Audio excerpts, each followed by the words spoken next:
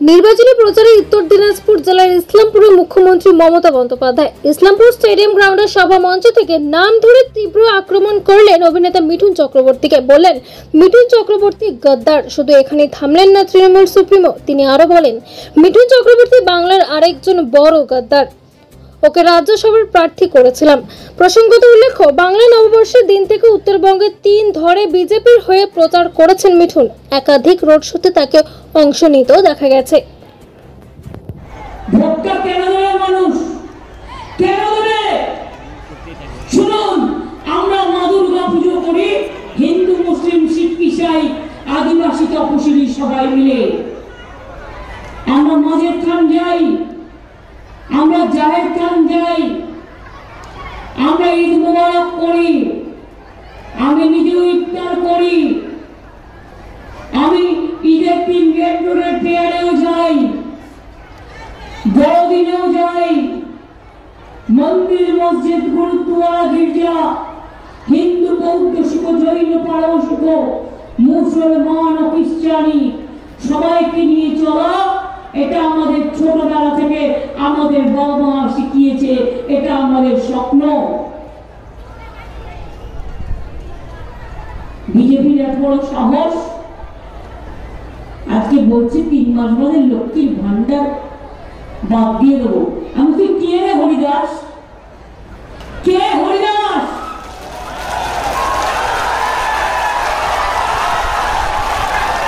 Haridas number 1। মাথাটা কি গেছে? ওর মাদের মতো বলছে লক্ষ্মীর ভান্ডার বন্ধ করে দেবো। মানে সাহস থাকলে দেখার মায়ের আচরের কত দাম, মায়ের আম্মার কত দাম, মায়ের ভান্ডারের কত দাম, হাত দিয়ে দেখি। আপনারা জীবন ভর পাবেন লক্ষ্মীর ভান্ডার। এটা মমতা ব্যানার্জি ওয়াদা, এটা মমতা ব্যানার্জি বিশ্বাস, এটা মমতা ব্যানার্জি মনে রাখবেন মা বোনদের জন্য করেছে। 60 বছর বয়স হলেও আপনারা সারা জীবন যতদিন বাঁচবেন লক্ষ্মীর ভান্ডার পাবেন। আর বিজেপিকে দেখলে বলবেন, ছি বিজেপি, ছি লজ্জা করে না? তুই লক্ষ্মী ভান্ডার পাচ্ছিস তো? মেয়েদের সম্মান জানাও। বিলকিস আজকেও কেঁদে কেঁদে ঘুরে বেড়াচ্ছে। ছাত্রাসের ঘটনার কোনো বিচার হয়েছে? সাক্ষী হকি টিমের কোনো বিচার হয়েছে? এনআরসি করতে গিয়ে উত্তরপ্রদেশের কত মানুষ মারা গিয়েছে?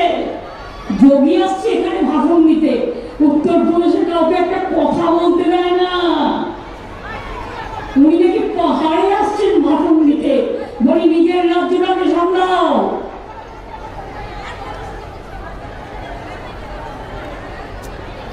জিজ্ঞেস করুন বিজেপি বাবুদের, ইলেকশনের সময় এই মিঠুন চক্রবর্তীকে আমি রাজ্যসভার এমপি করেছিলাম, কিন্তু আমি জানতাম না ও বাংলার আরেকজন বড় গদ্দার।